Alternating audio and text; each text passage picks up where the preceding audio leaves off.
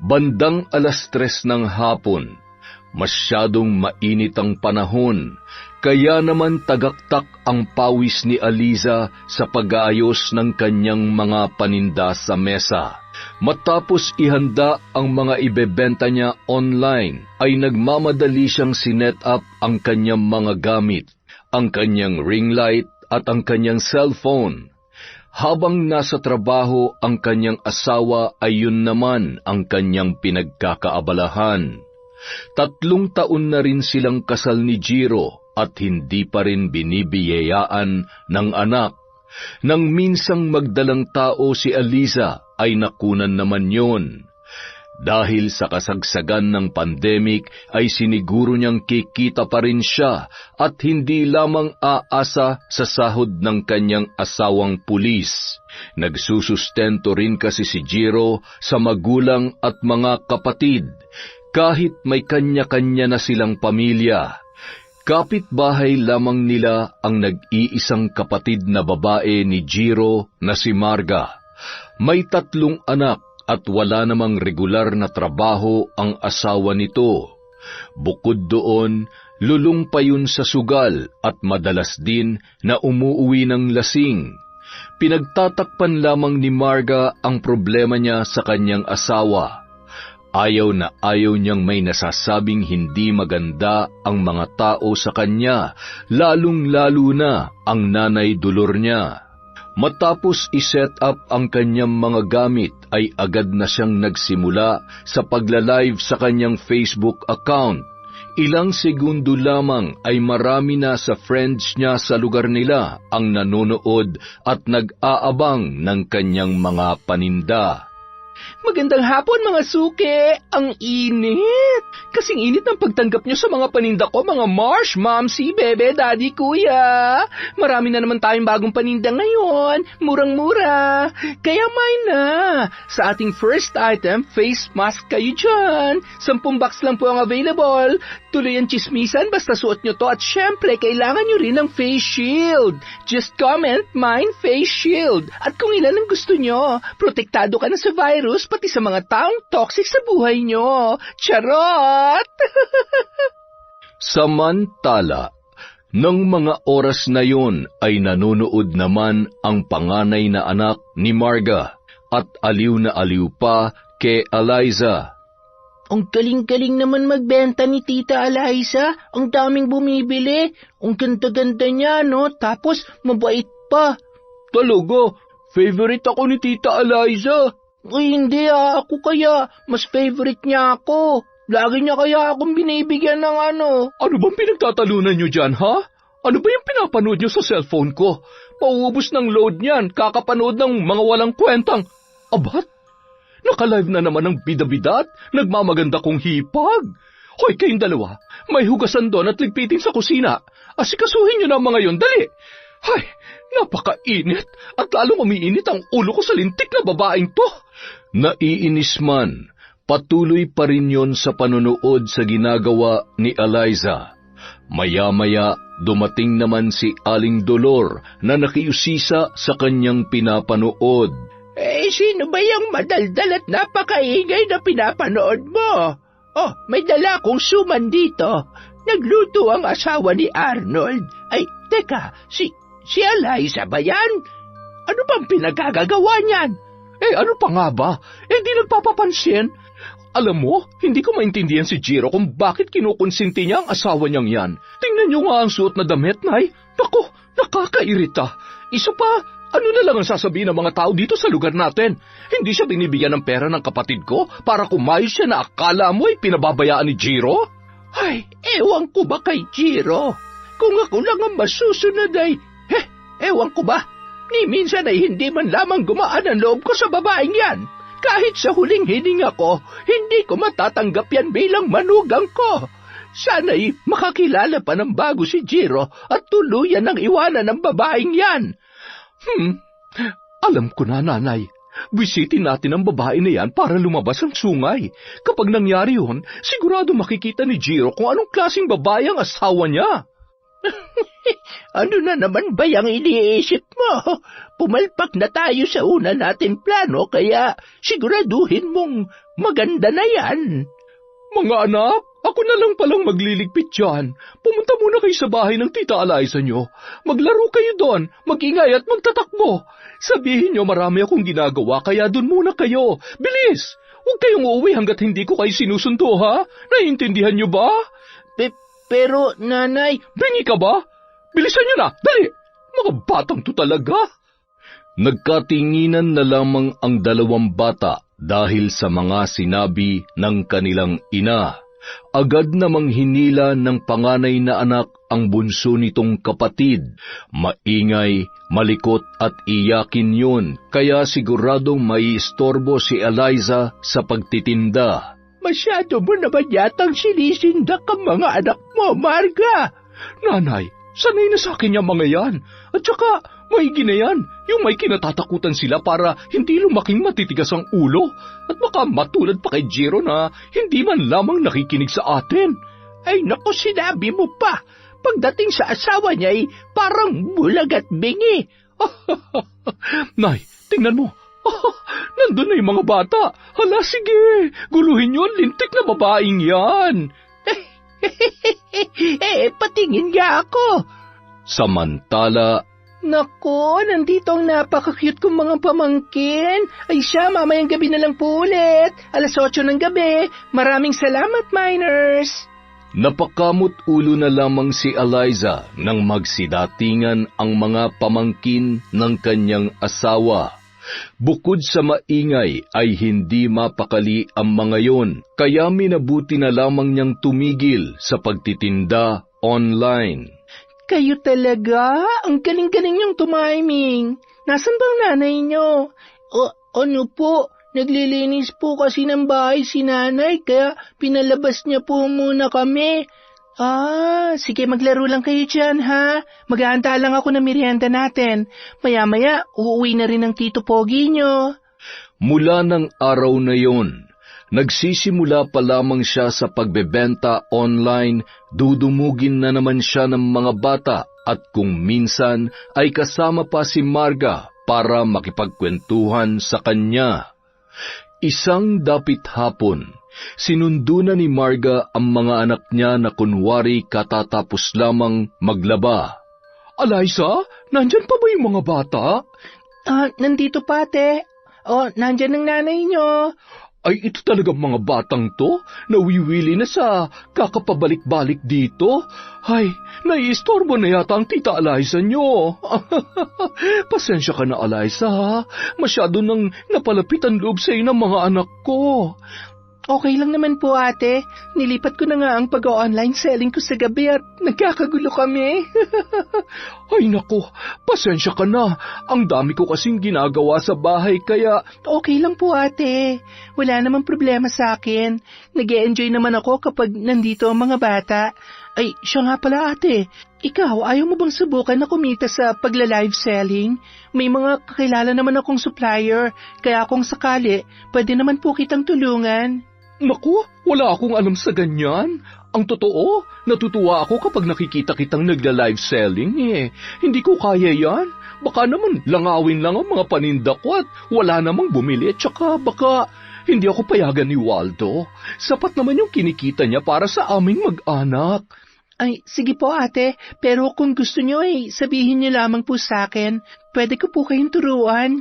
Ano lang naman to, ate. Libangan lang dahil, alam mo na, hindi naman tayo basta-basta nakakalabas dahil masyado pang mahigpit.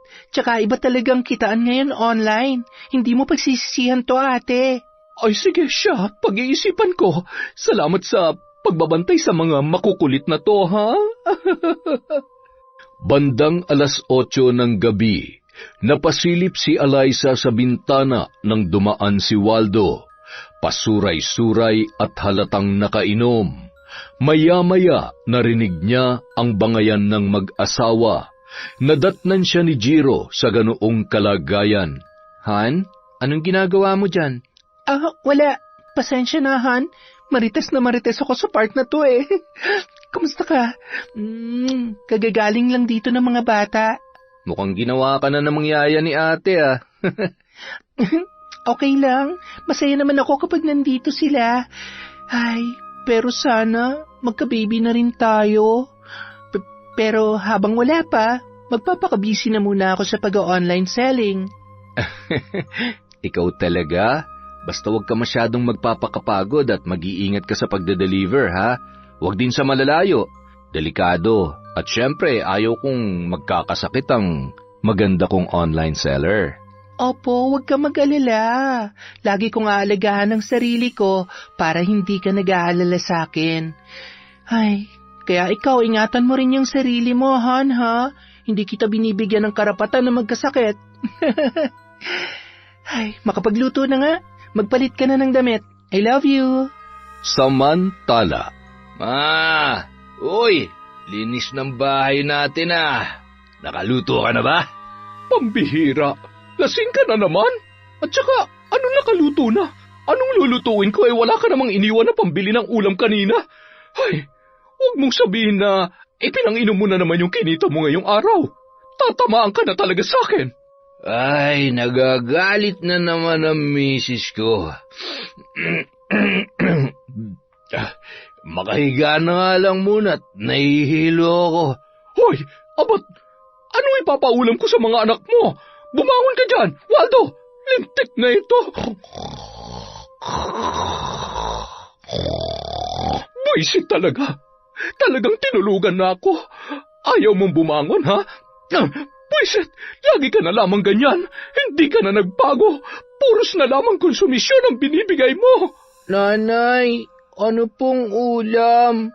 Nagugutom na po kami. Isa ka pa! Pumasok muna kayo dun sa kwarto. Hindi kayo lalabas hanggat hindi ko kayo tinatawag. Naintindihan nyo? Hoy, ang kukulit. Manang-mana kayo sa lintik na Waldong to. Umanda ka talaga sa akin pagkising mo. Ubus na ang pasensya ko sa iyong lintik ka. Hinablot na lamang ni Marga ang kanyang pitaka. Nagsuot ng face mask bago lumabas ng bahay para pumunta sa malapit na tindahan. Naiirita habang sinisilip at binibilang ang mga baryang laman ng kanyang pitaka. Anong mabibili ko dito? Ay, bahala na nga. Habang naglalakad, eksakto namang lumabas ng pinto si Jiro. Ate, saan ka pupunta? At bakit parang hindi maipintay ang mukha mo? May problema ba? Wala. Ano ka ba naman? Okay lang naman ako. Nag-aalala lang ako sa Kuya Waldo mo. Siguro napagod sa trabaho kaya umuwi ng masama ang pakiramdam. Ayun, hindi makabangon dahil sa masakit ang katawan. Ay, kung kailan naman kailangan ko ng pera, tsaka naman siya nagkasakit. Ganun ba? Heto, pwede na ba yan? Para may panggastos kayo habang hindi pa siya nakakapasok. Kapag kailangan nyo ng pera, magsabi lamang kayo kay Eliza kapag wala ako, ha? Ay naku, wag na. Nakakahiya naman kay Eliza. Sige na ate, tanggapin mo na. Sigurado ka ba? Ay sige, ikaw ang bahala. Masyado ka mapilit eh. Lagi ka mag-iingat sa trabaho mo, Jiro, ha? Agad namang pumasok ng bahay si Jiro matapos nilang mag-usap ng kanyang ate Marga at tumuloy na rin yon sa tindahan. Pagdating sa tindahan ay mayabang niyang inilabas sa pitaka ang 5,000 ibinigay sa kanya ni Jiro. Pabili nga ng itlog at sardinas? Ay, nagsasawa na kasi sa karne ang mga anak ko eh. Ito raw ang gusto nilang ulamin ngayon. Namimiss na raw nila. Ay, ang dami mo namang pera, Marga. Ay, syempre. Ganito talaga kapag maswerte sa mister. Masipag at responsableng asawa ko, kaya naman ang problema ko lang ay kung anong iuulam nila. Ang hirap maging ina. Ayaw ko naman ng paulit-ulit na lang ang ulam at manawa ng mga bata, lalong-lalo na si Waldo. Ay nako, kaya pala hindi kumukupas yung ganda mo dahil maswerte ka sa asawa mo. Swerte kayo magkakapatid sa napangasawa, lalo na yung si Jiro.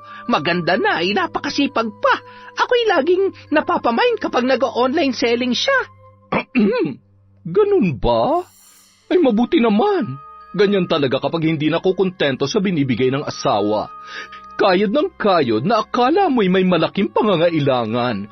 Akin na nga yung binili ko at yung sukle. Pagsamahan mo na rin ng konting bilis. Samantala, habang nagluluto sa kusina si Eliza, ay agad niya namang tinanong ang asawa na tumulong na rin sa paghuhugas ng mga ginamit niya sa pagluluto. Si Ate Marga ba yung kausap mo kanina? Oo, naawa nga ako eh.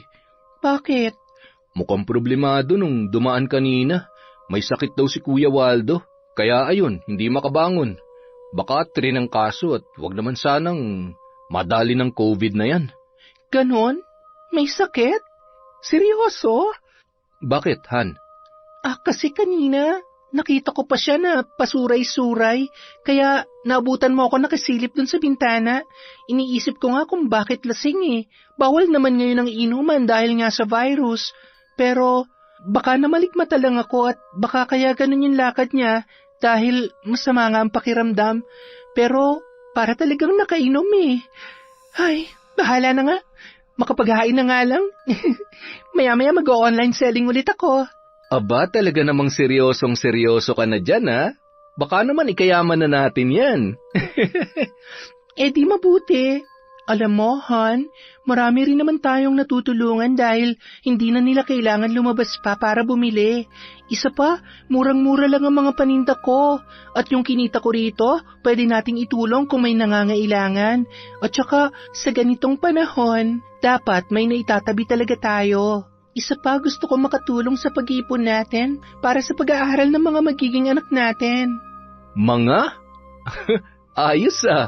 Parang gusto ko yan. Kaya lang, wala eh. Bago ka matapos sa pagbabenta, tulog na ako. Sorry naman. Huwag ka mag-alala. Mamaya, pagkatapos ko, promise, gigisingin kita. Kinabukasan, nagulat si Eliza na maagang-maaga pa ay pinuntahan na agad siya ng kanyang Ate Marga. May dala pa yung masarap na almusal. Nagluto ako ng pansit. Mag-almusal ka na. Heto oh. At saka, may sasabihin nga pala ako sa'yo. Tungkol dun sa inaalok mo sa akin. Nagpaalam ako sa Kuya Waldo mo. Sabi niya kung gusto ko raw subukan, wala naman daw problema. Isa pa, nabuburyong na rin ako sa bahay eh. Wala akong magawa. Mas maganda rin kung matutulungan ko ang kuya niyo sa paghahanap buhay, hindi ba? Kaya lang ay wala naman kaming internet, kaya... Naku, hindi naman po problema yan, ate. Aabot po sa inyo yung wifi connection namin. Talaga? Naku, salamat Eliza ha. Napakaswerte naman talaga ni Jiro sa iyo.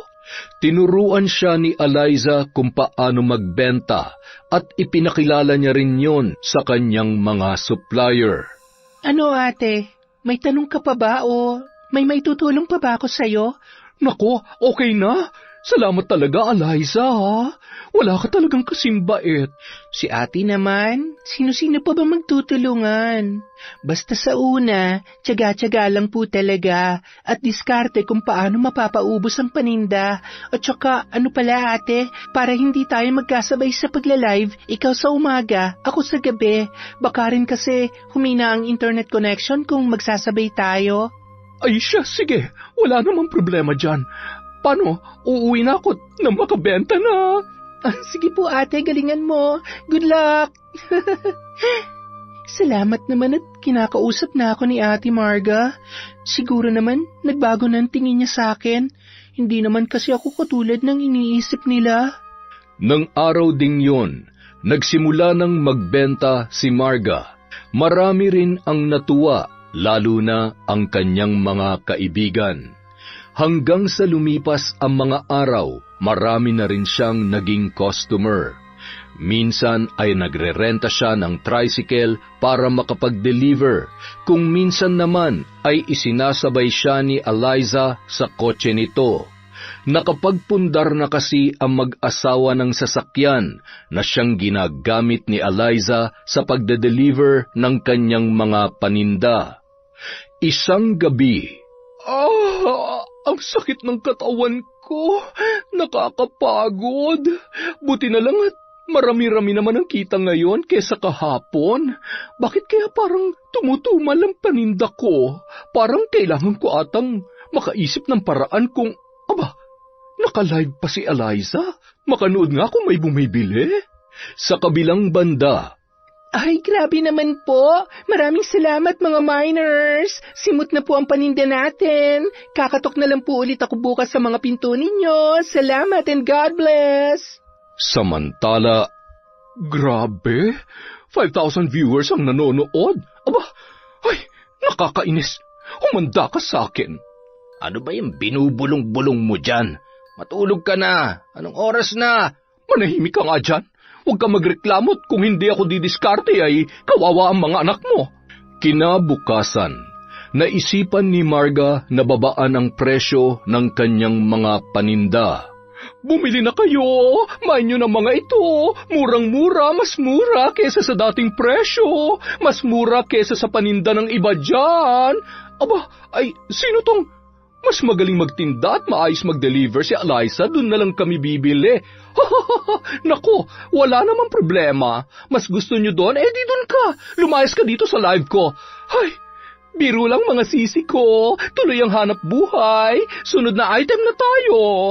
Lalo lamang nadagdagan ang inis ni Marga, lalo na't kahit anong gawin niya ay napakarami pa rin ng customer at higit na mas mabenta ang mga paninda ni Eliza. At lalong nadadagdagan ang inis niya nang magpa-buy one take one pa ang kanyang hipag. Hanggang sa hindi niya na napigilan ang sarili na itago ang inggit at galit sa asawa ng kapatid niyang si Jiro, mula sa pasaring sa kanyang mga post at maging sa live nito. Isang araw, nagtatakbuhan ang mga anak ni Marga sa bahay ni Eliza at Jiro nang biglang nasagi ang cellphone niya at nabasag yun. Dahil natakot ang bata, ay bigla na lamang yung umiyak. Ayan, ang lilikot niya naman kasi. Wala na. Nabasag ng cellphone ni tita.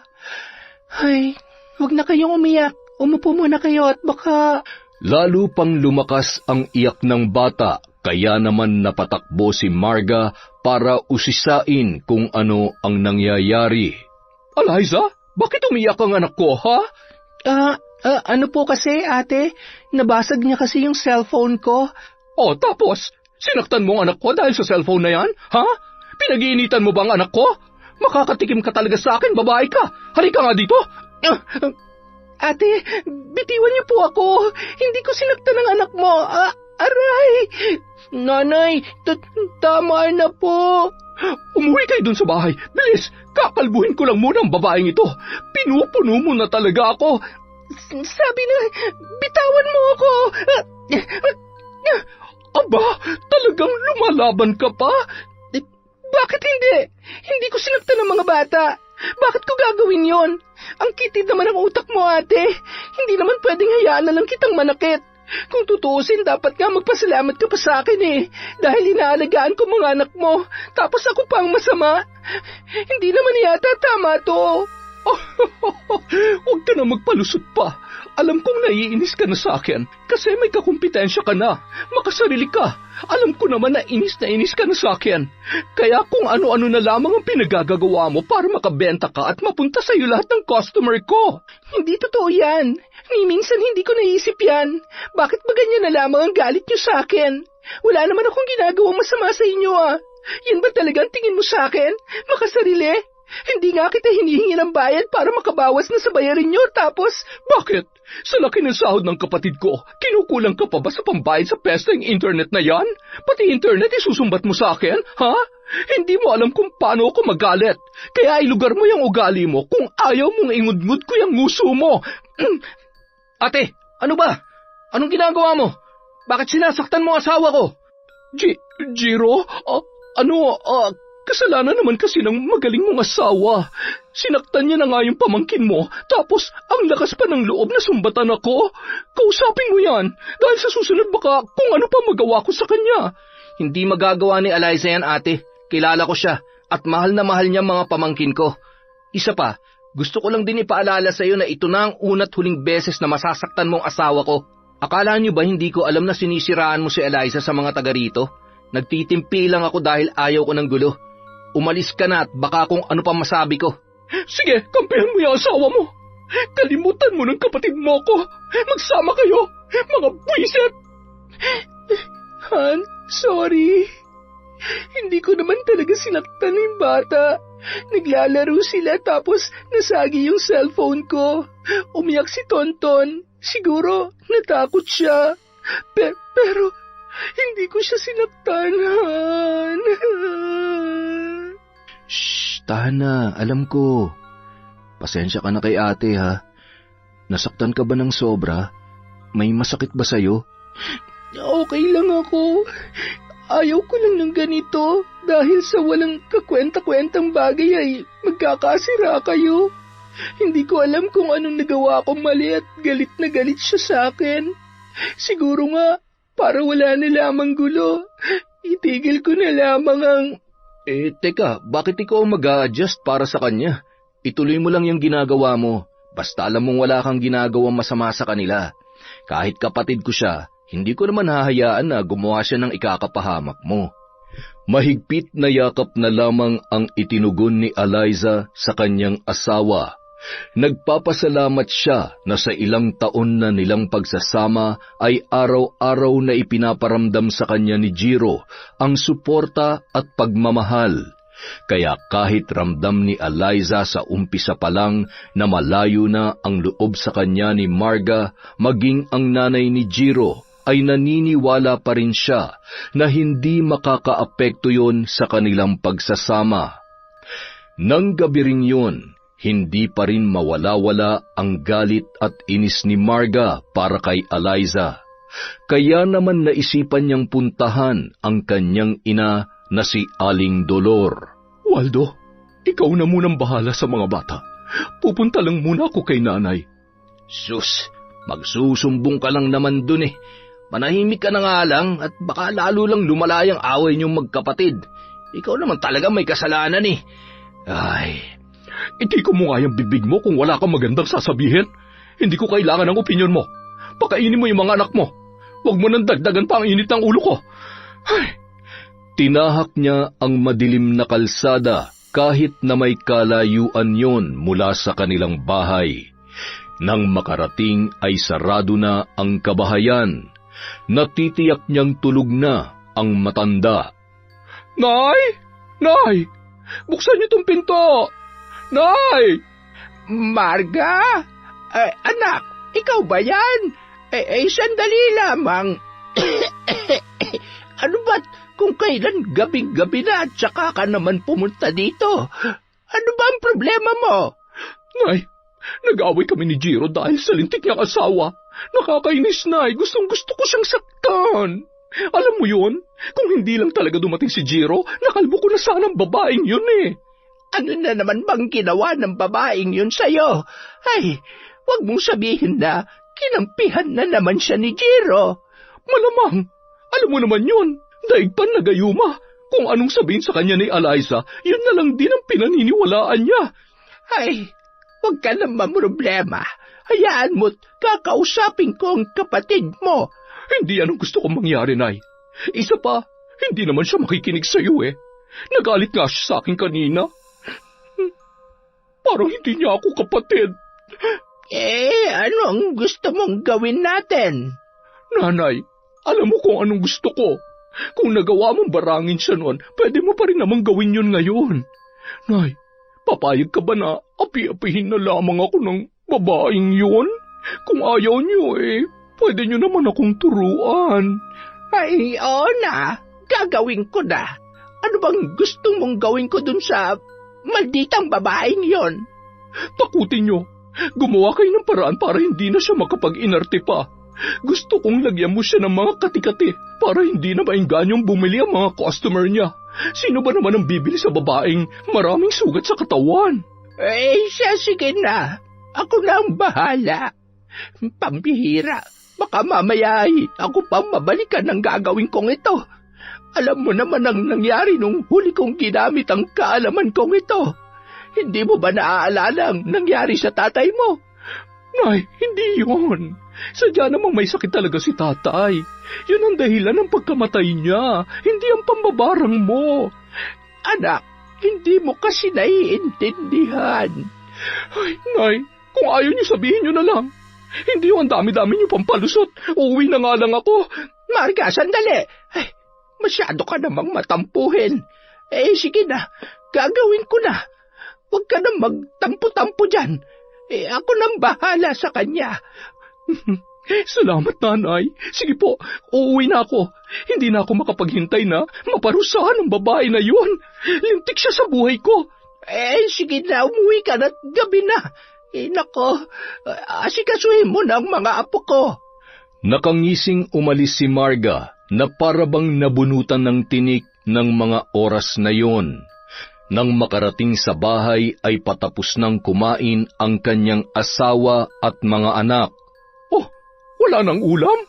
Malay ba namin kung uuwi ka na? Akala ko doon ka na makikihapunan kay Nanay Dolor Ay, anong iuulam ko ngayon?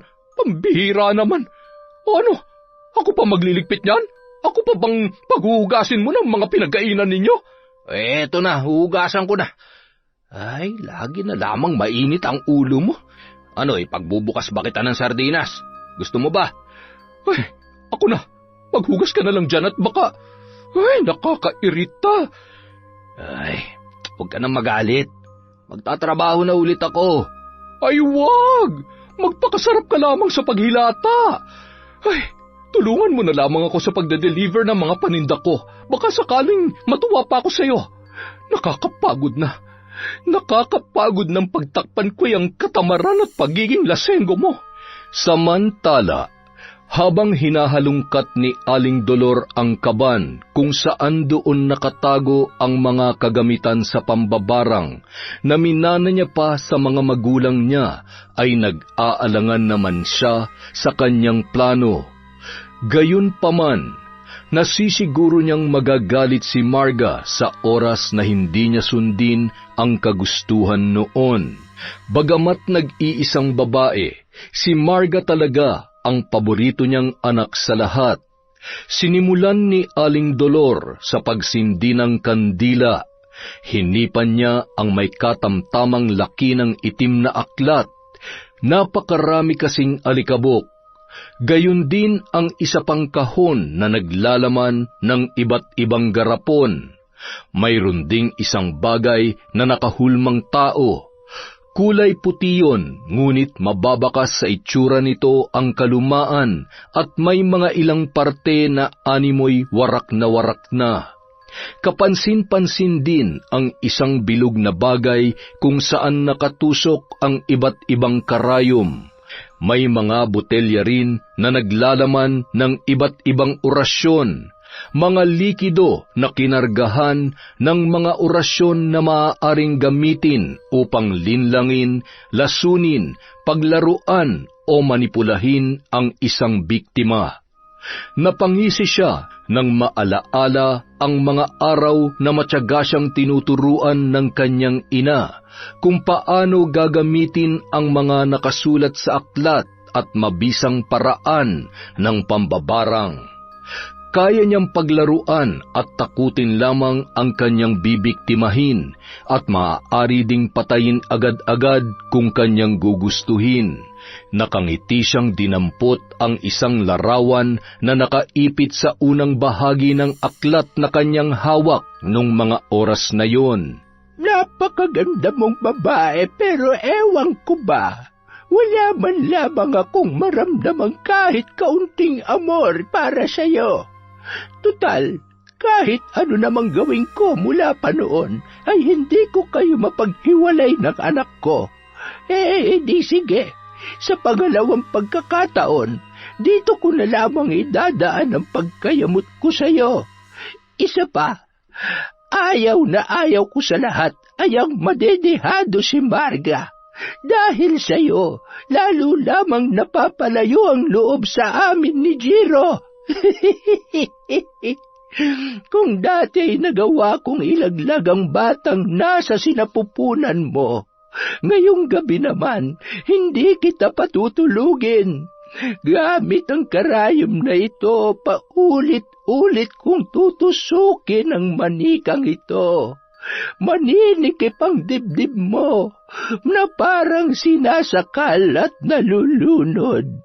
At bukas makalawa, ikakalat kong kati-kati at sugat sa buo mong katawan na Liza. Pandidirihan at katatakutan ka, pati na rin ng sarili mong asawa.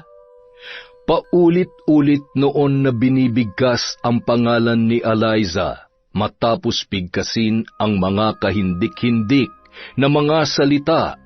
Kasalukuyan namang nakahiga noon ang babae na nagpasya munang magpahinga ng gabing yon sa pagla-live selling. Sandali pa lamang siyang nakapikit nang biglang narinig niya ang isang boses. Napabalikwas siya na parang takot na takot. Han, ano nangyari sa'yo? Ikaw ba yung bumubulong sa tenga ko? Ha? Bakit ko naman gagawin yun? Han naman, kakahiga lang natin na naginip ka na agad. Hindi ako nananaginip. Sigurado kong may tumatawag sa pangalan ko. Rinig na rinig ko kaya hindi ako pwede magkamali. Han, tinatakot mo lang ang sarili mo. Humiga ka na dito sa braso ko. Matulog na tayo. Tulungan mo ako. Han, ano ba talaga nangyayari sa'yo? May sumasakal sa akin. Han, wala. Ikaw lang naman na nakahawak dyan sa leeg mo. Kaya ka nasasakal. Ayos ka lang ba? Sigurado ka bang hindi ka nabago kanina? Hindi ako nabago.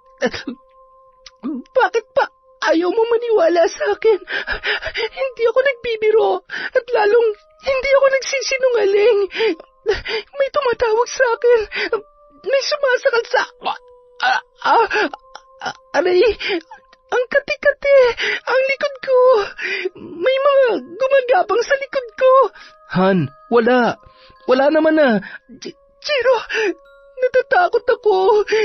Ano ba nangyayari sa akin? Mahigpit na lamang naniyakap ni Jiro ang kanyang asawa.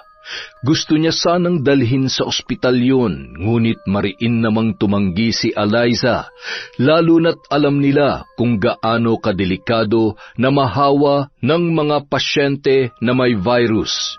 Binigyan na lamang yon ng tubig at isinuot sa asawa ang isang rosaryo hanggang sa tuluyang kumalma at nakatulog na yon. Kinaumagahan, maagang umalis si Jiro para mag-file ng emergency leave para sa kanyang asawa. Halos hindi rin yun nakatulog sa pagbabantay at pag-aalala sa kanyang misis na si Eliza. Bandang 9:00 na ng umaga nang makabalik yun sa bahay at papasok pa lamang siya sa loob nang dumating ang kanyang nanay Dolor. Bakit nandito ka? Hindi ka ba pumasok? Nasaan ang magaling mong asawa? Nay, kung nandito ho kayo para pagalitan siya, wag niyo na lang muna siyang kausapin. Unang-una, masama po ang pakiramdam niya at pangalawa, wala pong kasalanan ng asawa ko. Aba, ano bang tingin mo dyan sa asawa mo? Maamong tupa, anghel. Talaga bang kaya mong makipagpatigasan sa amin ang ate mo para lamang kay Eliza? Talaga bang wala ka ng ibang alam kundi ang protektahan siya? Nay, ako na lang ang meron siya. Wala na siyang mga magulang at ako responsibilidad ko na protektahan at alagaan ang sarili kong asawa. Alam ko naman mula umpisa pa ayaw niyo na sa kanya at hindi ko man maintindihan kung bakit kilala ko ang asawa ko. Mabuti siyang tao at sa kabila ng lahat ng mga sinasabi niyong di maganda, bago at matapos man kaming maikasal, tiniis niya kasi mahal niya ako. Sana kahit konting respeto naman sa asawa ko, Nay. Pasensya na kayo, pero wala po ako nakikitang mali na siyang pinili kong makasama sa buhay. Nung panahon na walang-wala ako, siya lang ang nandyan para sa akin. Sige na, makakaalis na kayo. Tandaan mo ang araw na to. Kalimutan mo ng nanay mo ko. Pasasaan ba't darating ang araw na kakailanganin mo rin ako? Magsama kayo ng lintik na asawa mo. Nagngingit-ngit sa galit na umalis si Aling Dolor at dumiretso sa bahay ng kanyang anak na si Marga. Nay, bakit kayo umiiyak? Ano nangyari? Tubig? Gusto niyo ba ng tubig? Agad namang kumuha ng tubig at uminom ang matanda. Ang lakas ng loob ni Jiro na sagot-sagutin ako. Bakit? Dahil may maayos siyang trabaho ngayon. Kung sa bagay, wala nga naman akong ambag sa pagpapaaral sa kanya. Tingnan lang natin kung kaya niyang pagalingin ang asawa niya kahit may pampagamot pa siya. Alam mo, tama ka. Kasalanan ni Eliza ang lahat ng ito. Tuluyan niya ng nilaso ng utak ni Jiro. Buisit na babaeng yon. Humanda siya sa akin. Humanda siya. Sabi ko naman sa inyo, Nay, Ay, huwag kayong mag-alala. Talikuran na kayo ng lahat ng inyong anak. Basta ako't si Waldo, nandito lamang kami para sa'yo. Kaya naman natin kumayod na hindi umaasa sa kanya. Ipalamon niya lahat ng sinasahod niya sa nabubulok niya ng asawa. Isa sa mga araw na ito, susukuan niya rin ang babaeng kanyang pinakamamahal. Wala naman siyang ibang mapupuntahan at mahihingan ng tulong kundi tayo lamang. Ipinapangako ko na pagsisisihan niya na pinili niya ang babaeng yon kesa sa atin na sarili niyang dugo at pamilya. Lola, nagagalit po kayo kina tita at tito Jiro. Mababait po sila, lalo na po si tita Eliza. Mahal na mahal at inaalagaan niya po kami, kaya... Tonton, ano ang sabi ko sa iyo kanina? Maghugas po. Anong ginagawa mo dito? Sinabi ko ba na sumabat ka sa usapan namin ng lola mo? Gusto mo bang tahiin ko yung matabil mong shhh? Huwag mo nang pagalitan. Sige na po, maghugas ka na. Huwag mong hahayaang pumunta ang mga bata doon. Hayaan mong lamunin sila ng lungkot at kamalasan sa loob ng kanilang pamamahay. Habang nag-uusap ang mag-ina, narinig pa nila ang pagsigaw ni Eliza mula sa kabilang bahay. Nagkatinginan sina Aling Dolor at Marga na nababatid na kung ano ang nangyayari nung mga oras na yon. Wala pa yan sa ipaparanas ko sa'yo. Humanda ka dahil hindi ako titigil hanggang sa sumuko na ang anak ko. Mapapagod at iiwanan ka rin niya. Sa kabilang banda, nang marinig ni Jiro ang sigaw ng kanyang asawa mula sa kusina ay nagmamadalinong pinuntahan si Eliza sa kwarto nito. Ang sakit!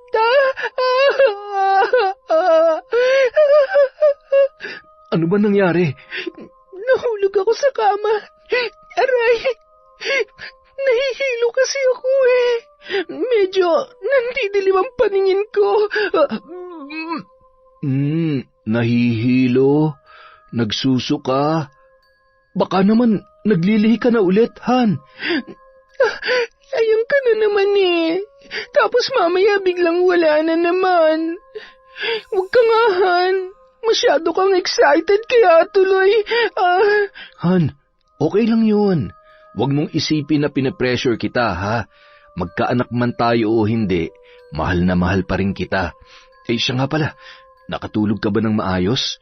Sobrang sama pa rin ba ng pakiramdam mo? Salamat, Han. Nakatulog naman ako kahit papano dahil binantayan at inalagaan mo ko. Hindi ko talaga alam ang gagawin ko kung wala ka. Sorry ha. Natakot lang talaga ako kagabi. Hindi ko rin kasi alam kung bakit nangyayari yan sa akin. Napapraning na yata ako. Ay, hindi bale. Lalabanan ko tong nararamdaman ko. Mawawala din to. Baka kailangan ko lang talagang magpahinga o baka yung katawan ko hindi lang talaga sanay na walang ginagawa. Kaya mamaya susubukan ko na ulit mag-online selling. Makikilogin na lang muna ako sa cellphone mo, ha? Sayang naman ang mga sabon ko dyan. Pinag-aagawan at patok na patok pa naman yon. Sigurado ka? Opo, huwag kang mag-alala. O siya, sige. Basta ako na lang munang bahala sa mga gawaing bahay. Ikaw naman munang aasikasuhin at aalagaan ko. Magluluto muna ako ng pagkain natin. Ha? Pakis nga muna sa nahihilo kong misis. Napakaganda naman talaga kahit wala pang ligo at hindi pa nagsusuklay. Nambola ka pa. Sige na po, magluto ka na. At nagugutom na yata ako kaya ako nahihilo eh. Buong araw ay maayos at maganda naman ang pakiramdam ni Eliza. Ngunit may mangilan-ngilan ng pantal sa kanyang likod at hindi niya naman gaanong pinansin yun, lalo na't hindi naman nangangati nung mga oras na yun. Bandang 8:00 ng gabi, nakatapos ng maghapunan ang mag-asawa, tinulungan pa siya ni Jiro sa pagse-set up ng kanyang mga gagamitin at pag-aayos ng online niyang sabon at iba pang pampaganda. Hello mga mahal kong suki, miners! Namiss niyo ako, no? Mine na ba kayo? Ay, ano ba yan? Ay, sorry, nasamig lang po. Teka lang po ha? Han, bakit parang... Itigil mo nga muna yan? Oh, ayan. Aray, ayan na naman. May mga gumagapang na naman. Ang kate. Alcohol, iabot mo sa akin ng alcohol, please. Nataranta na naman tuloy si Jiro nung mga oras na yon na hindi malaman kung paano tutulungan at pakakalmahin ang asawa. Napakaraming pantal at mga pigsa na tumubo sa buong katawan ng babae, partikular sa kanyang likod, muka at maging sa kanyang ulo. Han, kailangan na kitang dalhin sa ospital. Kailangan nating malaman kung ano nangyayari sa'yo at kung anong sakit mo. Han, hindi ko kailangan ng doktor. Wala akong sakit. Isa pa, mas mamamatay ako kapag dinala mo ko doon. Takot ako sa ospital. Ayaw ko. Ayaw kong pumunta doon, Han. Pero hindi ka gagaling kung... Si Ninong. Si Ninong ang kailangan ko. Sa kabilang baryo. Dalhin mo ako kay Ninong Ador. Malakas ang loob ko na pinaglalaruan ako ng kung anong nilalang na hindi ko nakikita. Han, siyang makakatulong sa atin. Paalis na lamang ang dalawa nang biglang tumakbo papuntang banyo si Eliza. Sumukayo ng dugo at putik na may mga bulate. Dahil sa takot, tuluyan nang nawalan ng malay si Eliza. Han, gumising ka! Tulong! Tulungan niyo kami! Samantala, papalabas na sana si Waldo nang marinig ang paghingi ng tulong ni Jiro. Ngunit agad naman niyong pinigilan ng kanyang asawang si Marga. Sige, subukan mo lang na lumabas sa pintong yan at tulungan sila. Pupulutin mo mga damit mo sa kalsada. Marga, sobra ka naman. Kapatid mo yung nangangailangan ng tulong. Baka mamaya kung ano na nangyayari sa kanila. Wala ka bang konsensya? Gusto mo matikman kung gaano ko kawalang konsensya? Gusto mo silang tulungan? Sige, labas na! Bilisan mo! Hindi na. Matutulong na nga lang ako. Di ko alam kung bakit Waldong pangalan ko eh. Dapat Andres eh. May sinasabi ka ba dyan? Wala. Sabi ko matulog na tayo. Samantala, dahil alanganing oras at hindi maganda ang lagay ni Eliza, nakisuyo na muna si Jiro sa kanyang kapitbahay na sunduin ang albularyo sa kabilang kanto.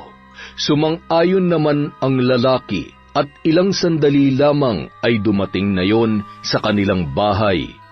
Isinuot noon ang kwintas ng San Benito kay Eliza at tinawas upang malaman kung ano ang nangyayari sa babae. Isang malakas na alagad ng kadiliman na nagpapahirap sa iyong asawa. Kawawa naman siya.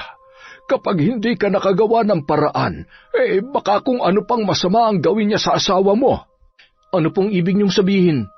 Mayroong mga nilalang dito sa lupa na sumasamba at nagpapaalipin sa itim na kapangyarihan. Nambibiktima sila ng mga taong katulad ni Eliza. Maaaring galit, inggit o napaglalaruan lamang. Hindi natin alam kung ano ang dahilan, pero ang pinakamadaling paraan ay makahanap ng mas magaling na albularyo na makakatulong sa inyo na labanan ng mambabarang na posibleng may gawa nito sa kanya. Ay sus Mariosep, sabi mo nga ay pangalawang gabi pa lamang na nagkakaganito siya. Sa tingin mo, mabubuhay pa kaya siya sa susunod na mga araw kung ganyan ang kalagayan niya?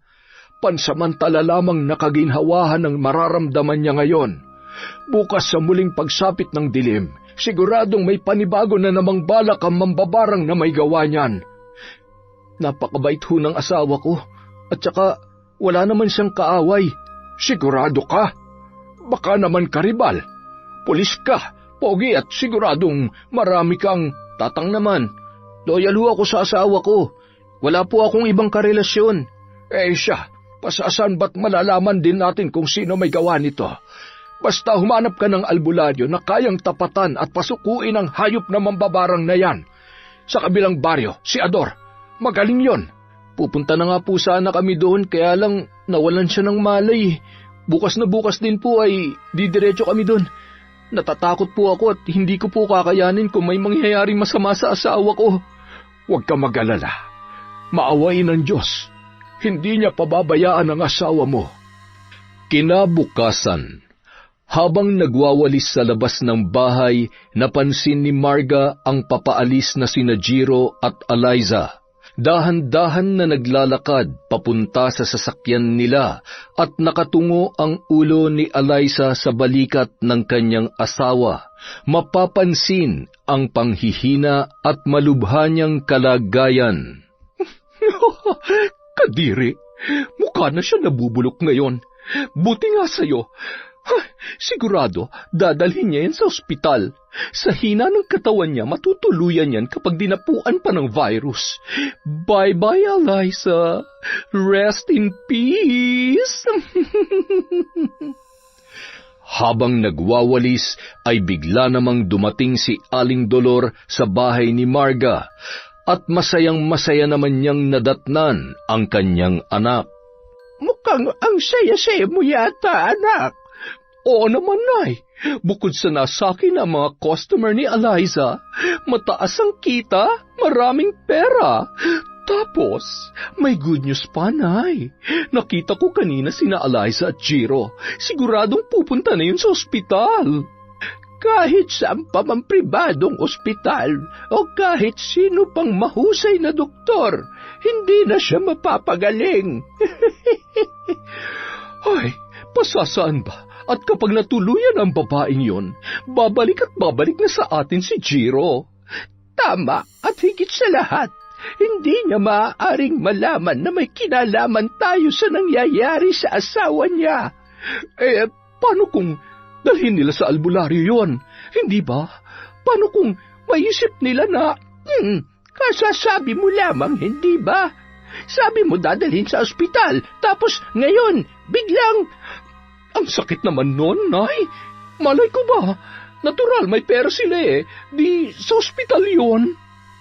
Halos kalahating oras din ang biyahe ng mag-asawa dahil pasikot-sikot na daan at nasa liblib na bahagi ang bahay ni Mang Ador. Kilala bilang isang albularyo. Ninong yon sa binyag ni Eliza, kaya nasisiguro na mag-asawa na yun mismo ang makakatulong sa kanilang problema. Tao po! Tao po! May mga bisita yata ako Sandali lang. Ninong? Eliza, anak, ikaw ba yan? Ano nangyari sa'yo? Mano po, Ninong? Ako nga po ito. Ninong, tulungan niyo po ako. Hindi ko po alam kung anong nangyayari sa akin. Si Jiro po pala, asawa ko. Ay, tumuloy kayo. Dito. Umupo kayo. Kailan pa ito? Pangatlong araw na po ngayon. Mambabarang ang may gawa nito. Ay, Diyos ko. Napakaraming sugat at may mga lamang. Grabe. Demonyo at wala siyang awa. Kung sino man yon, lintik lang ang walang ganti. Isang pagkakamali na ikaw ang biniktima niya. Huwag kayo matakot. kayang-kaya kong pagalingin si Eliza. At higit sa lahat, ibabalik ko doble at triple sa mambabarang na yon ang ginawa niya sa'yo. Pati na rin sa may masamang loob na may pakananan lahat ng ito. Hindi ko po alam kung anong ginawa kong mali para mangyari sa akin to. Wala naman po akong sinasagasaang tao, pero bakit? Ganun talaga. Kung minsan, gumawa ka man ng tama sa mata ng mga taong may lihim na galit sa iyo, wala silang ibang makikita kundi ang pagkakamali mo.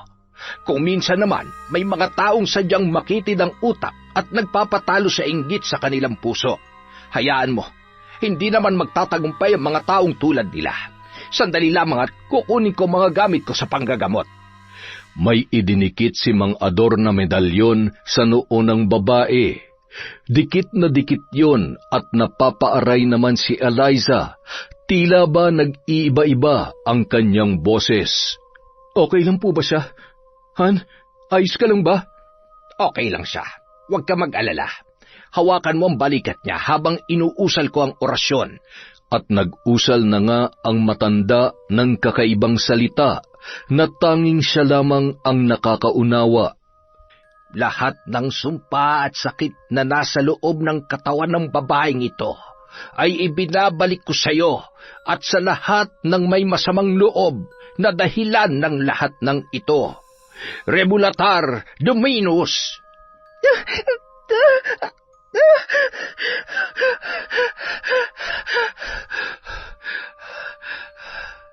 Inumin mo ito, Eliza. Ito ang magbibigay sa iyo ng kagalingan at sa pagkawala ng sumpa na nakakabit sa iyo, unti-unting manghihina ang may kagagawan nito.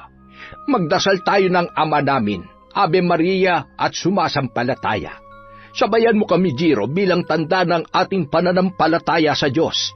Pagkatapos nito, kailangan natin siyang paliguan gamit ang mga dahon na tuluyang magtatanggal ng sumpa sa kanyang katawan. Samantala,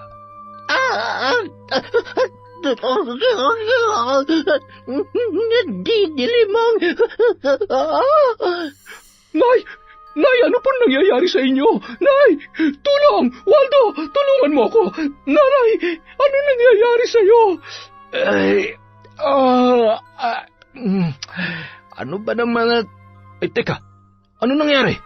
Huwag ka na magtanong. Buhatin mo si nanay at ihiga mo dun sa may mahabang upuan. Bilisan mo! nang magkamalay si Aling Dolor, ramdam pa rin niya ang labis na panghihina na hindi niya maipaliwanag. Nay, sigurado ba kayo na kaya niyong umuwi mag-isa? Huwag kang mag-alala, anak. Kaya ko ang sarili ko. Siguro ay kailangan ko lamang magpahinga. Ay siya, aalis na ako.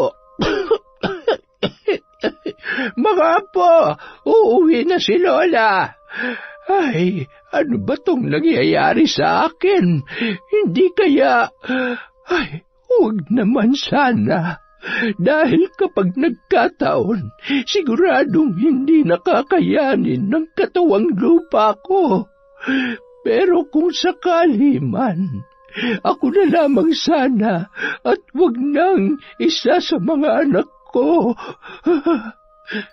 Samantala, doon na nagpalipas ng gabi ang mag-asawang sina Jiro at Eliza sa bahay ni Mang Ador. Parang isang himala na nanumbalik agad sa normal ang lakas at naghilom ang mga sugat ng babae. Kinabukasan, maagang nagpaalam ang dalawa.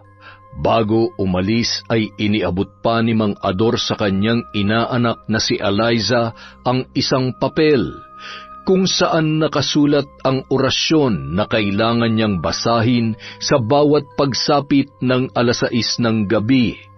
Pagkatapos ay isinuot niya rin ang isang kwintas na nagtataglay ng mutya na magbibigay proteksyon kung sakaling may magtangkang muli sa kanyang buhay. Mahigpit na yumakap ang babae sa kanyang ninong at mangyak-ngiyak na nagpasalamat. Maraming salamat po, Ninong. Niligtas niyo po ang buhay ko. Walang anuman, anak. Sige na, mag-iingat kayo. Jiro, huwag mong pababayaan ang inaanak ko, ha? Dalawin niyo ako ulit dito kung hindi kayo abala. Tungkol pala sa mga taong nasa likod ng pambabarang kay Eliza.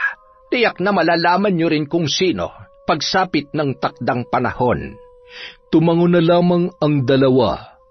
Ngunit may isang taong gumugulo sa isipan ni Jiro nung mga oras na yon na hindi niya masabi-sabi sa kanyang asawa. Habang nasa biyahe at natutulog si Eliza, naiiyak siyang pinagmamasdan ang kanyang asawa habang inaalala ang pagtitiis na naranasan nito mula pa lamang noong sila ay magkasintahan.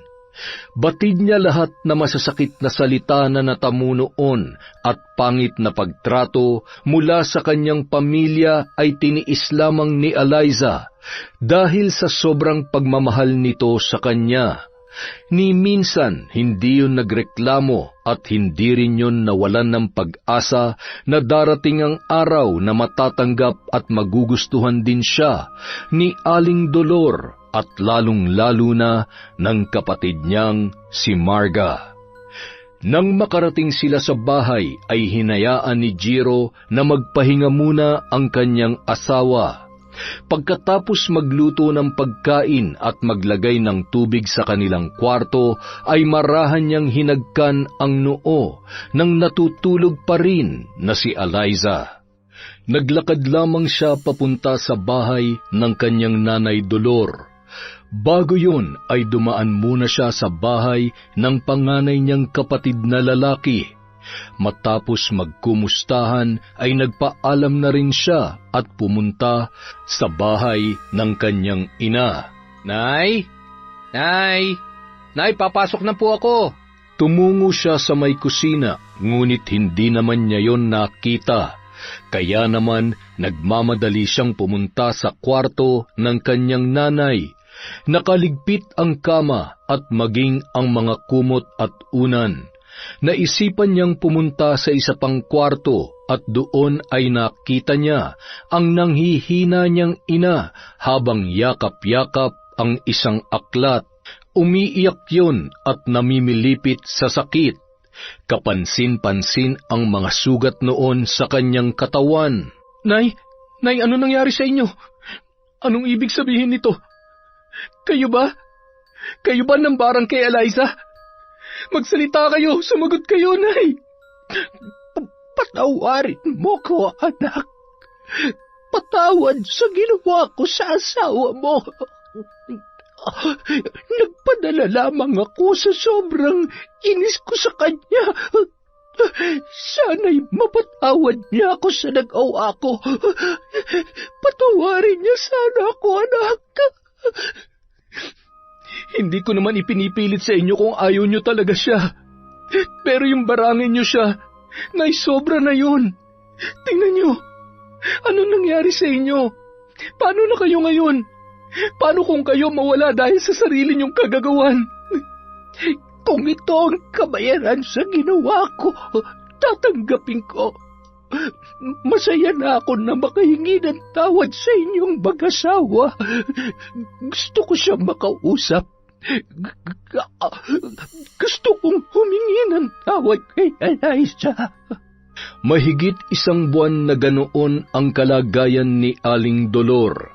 Kaya naman tulong-tulong sila sa pag-aalaga, lalo na't mayat-mayang kailangan linisan ang kanyang mga sugat.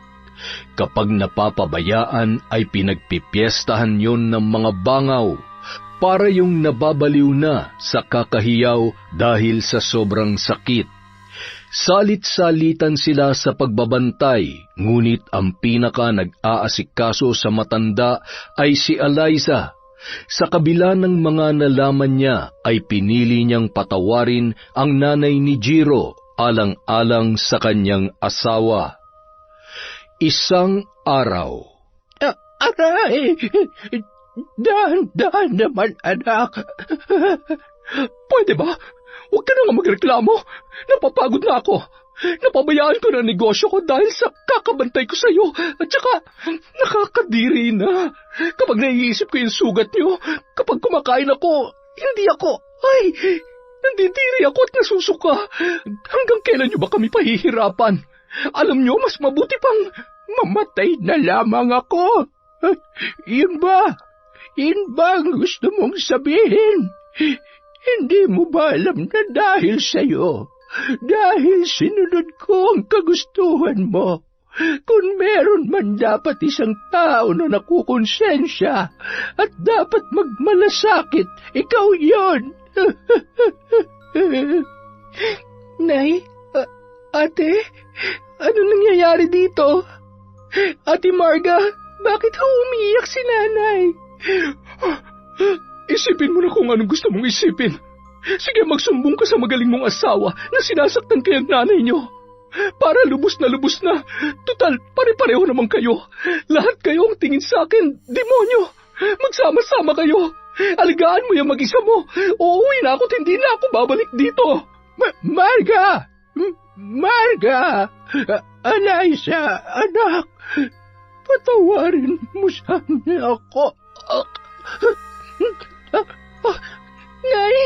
Nay! Ate Marga, si nanay! Nay! Nagtakbuhan ang dalawang magkapatid at ang mga asawa nito nang marinig ang malakas na hiyaw ni Eliza at Marga. Malapit lamang kasi ang bahay ng mga yon sa tinitirhan ng matanda. Alam mo, kasalanan mo ito. Ikaw ang dahilan ng lahat ng ito. Mapapatay talaga kita. Tingnan mo siya ngayon. Tingnan mo kung ano nangyari sa kanya. Ate, aray ko. Wala akong ginawang masama. Bitiwan mo ako. Tama na. Alam ko kung anong totoo, kaya wag mo akong sisihin sa nangyari kay nanay. Dahil sa ating dalawa, ikaw ang may kasalanan. Wala ka nang ibang alam kundi isisi sa akin ang lahat. Napapraning ka na. Nagtitimpi lang ako sa'yo pero sa pagkakataong ito, hindi ko nahahayaan pa nasaktan mo ako.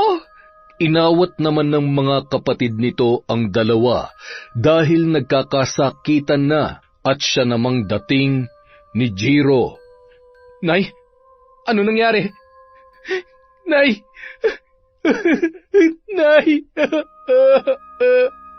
Ang mabuti pa, ikaw na magsabi sa kanila kung ano ba talaga nangyari. Sabihin mo! Buisit ka! Sana ikaw na lang ang tuluyan nagkasakit at namatay. Sana ikaw na lang. Magkampihan kayong lahat, mga buisit! Naging emosyonal si Eliza ng araw na yun. Matapos maisaayos ang burol ni Aling Dolor, ay nagpaalam muna siya sa kanyang asawa na magpapalipas ng sama ng loob at para makaiwas kay Marga. Alam ko na malungkot ka sa nangyari kay nanay.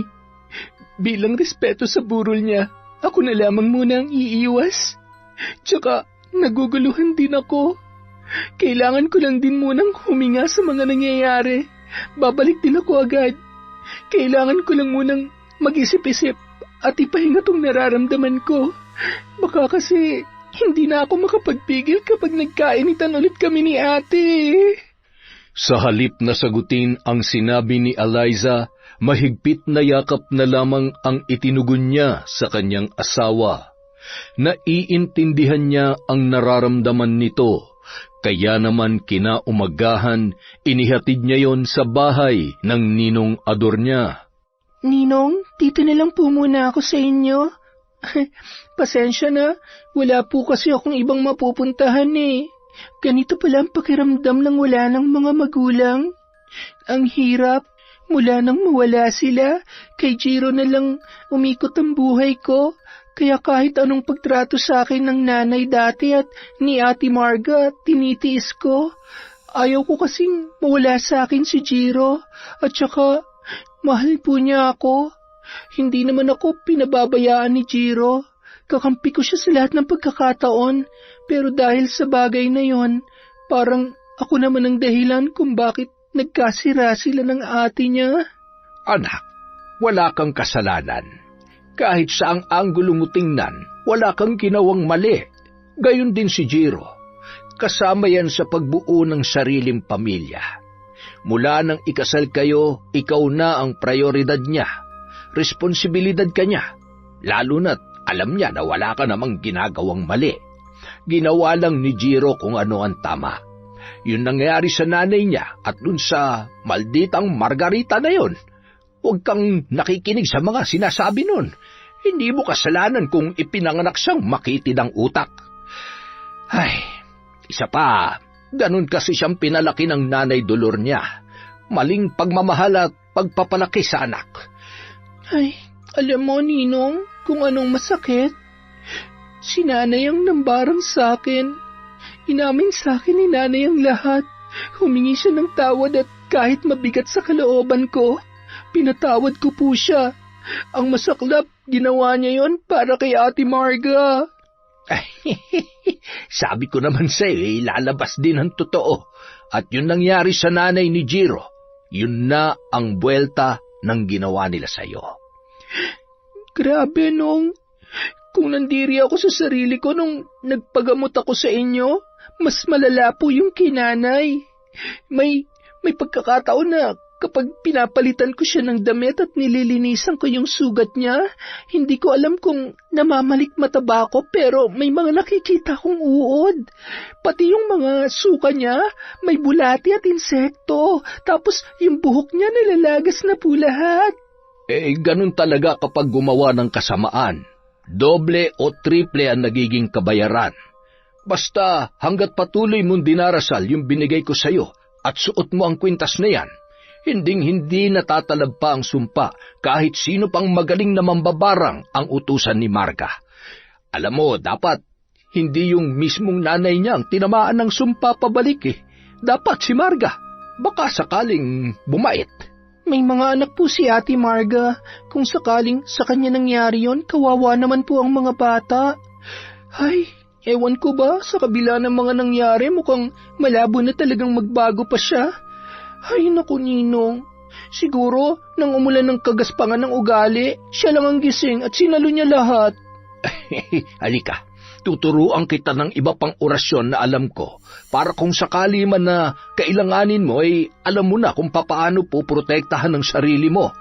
Makalipas ang 1 linggo, matapos mailibing si Aling Dolor, sinundo na rin ni Jiro ang kanyang asawa sa bahay ng ninong nito.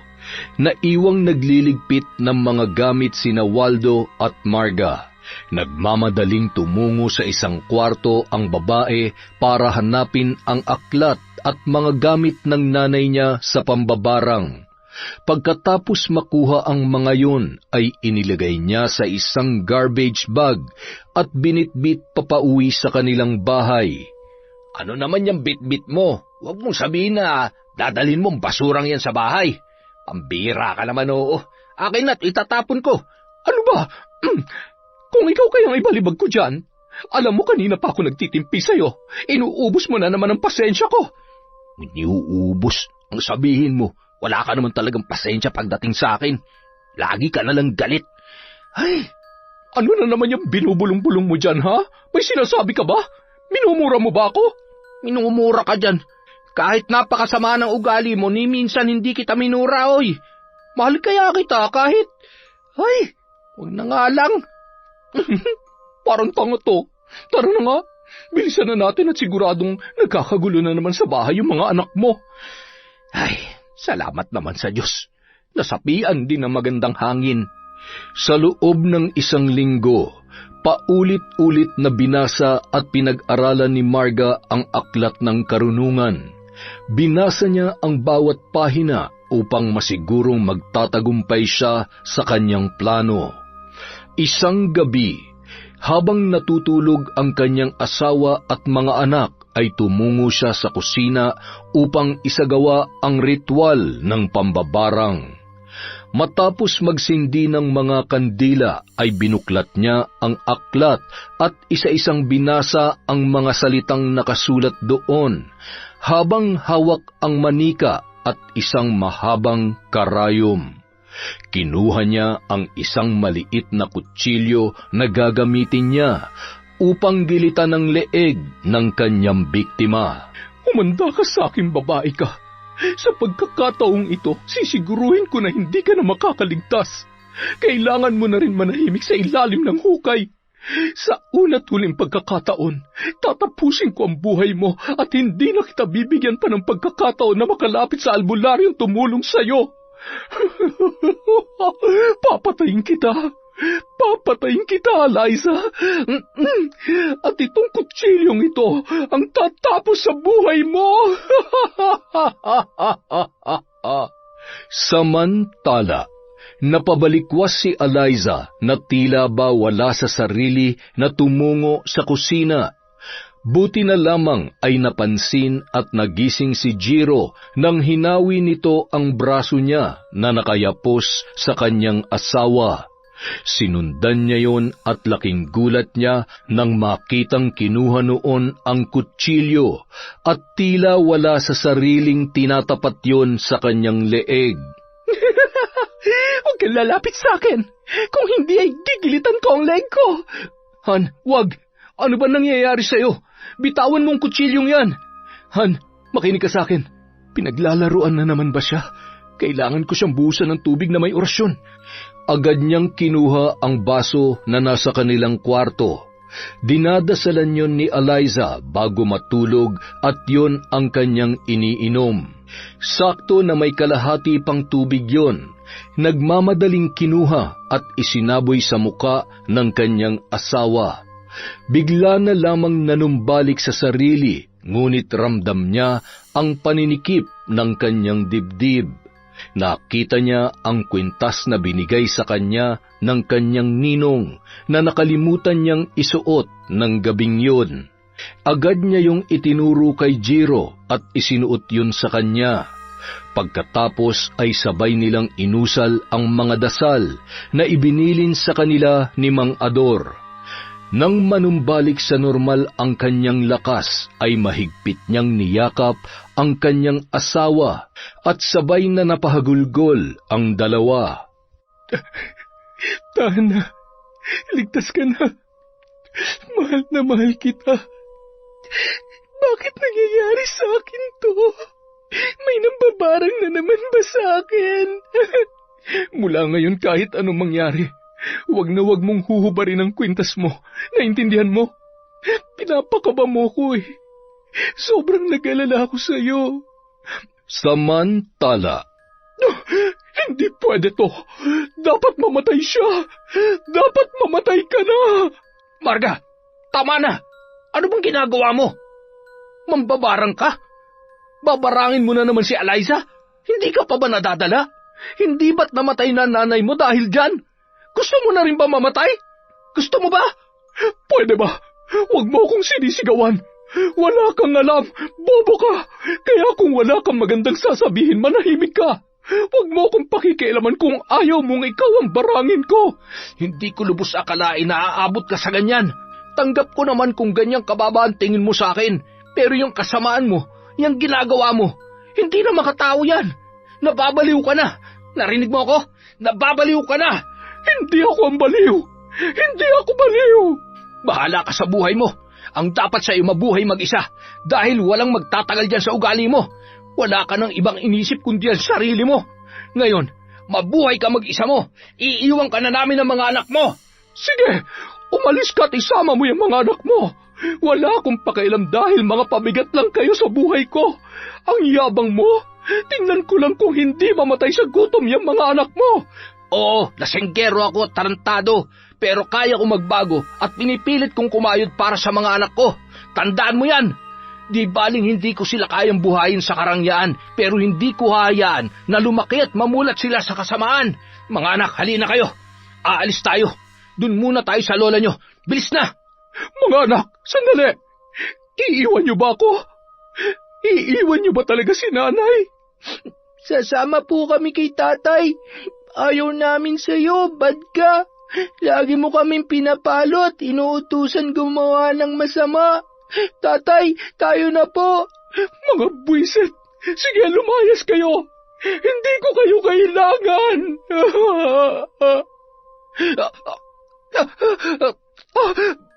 Bakit parang nanghihina ako? Ang mga pako, namamanhid ang mga pako. Kailangan kong matanggal yung karayom sa manika. Habang gumagapang, pilit niyang inaabot ang manika na nasa mesa sa may kusina. Matapos niyang tanggalin ang karayom ay nakatayo naman ang babae. Nakita niya na lamang ang dugo na tumutulo sa iba't ibang parte ng kanyang katawan. Napakarami niyang sugat sa braso na animoy sinaksak. Napahawak yun sa kanyang muka nang maramdaman niya na tila gumaspang yun dahil sa kung ano-anong mga tumutubo. Hindi! Hindi ito maaari! Hindi pwede mangyari sa akin to! Aray! Maya-maya, nagpalingon-lingon yon nang marinig ang isang boses na pamilyar para sa kanya. Anak! Anak ko! Tama na! Itigil mo na ito! Sumama ka na lamang sa akin! Huwag ka lalapit sa akin! Patay ka na! Hindi ako sasama sa iyo! Hindi pa ako maaaring mamatay! Papatayin ko pa si Eliza! Kailangan ko siyang patayin! Kapag namatay siya, gagaling na ako! Wala na akong kakumpetensya! Tapos si Jiro, tutulungan niya na ulit ako kasi wala na siyang asawa! Yung mga anak ko, siya na magpapaaral! Tapos yung asawa ko, Nay, makakahanap na siya ng magandang trabaho! Yayaman na ako, Nanay! Shh! Mga anak, huwag kayong maingay! Doon kayo maglaro sa kwarto! Kausap ko ang lola niyo! Kinaumagahan, nagising si Jiro at Eliza sa lakas ng sigaw ni Marga. Bit-bit ang kanyang mga paninda at nakasuot ng mahabang damit na napakaganda. May dala rin yung itak. Eliza! Lumabas ka dyan! Papatayin kitang babae ka! Lumabas ka sabi! Yung mga anak ko tinago mo na naman! Kinuha mo ng kapatid ko! Pati anak ko ninakaw mo rin! Inggitera ka! Mas maganda ako sa'yo! Mas marami na akong customer ngayon! Han, anong nangyayari kay ate? Bakit nagkakaganyan siya? Ang dami niya sugat na parang... Siya nga! Hindi kaya ginamit niya yung aklat ni nanay para barangin ako? Ay, Diyos ko! Ano ba naman at kailangan pang umabot sa ganito? Yung mga bata, baka mapahamak yung mga bata. Hindi tayo maaaring lumabas. Mukhang tuluyan ng nasiraan ng bait si ate. Kailangan niya ng medical na atensyon. Mukhang naapektuhan ng pag-iisip niya. Ay, sandali lang. May tatawagan lang ako para masundo siya. Habang may kausap si Jiro sa cellphone, ay tumawag naman kay Eliza si Waldo para ipaalam ang nangyari.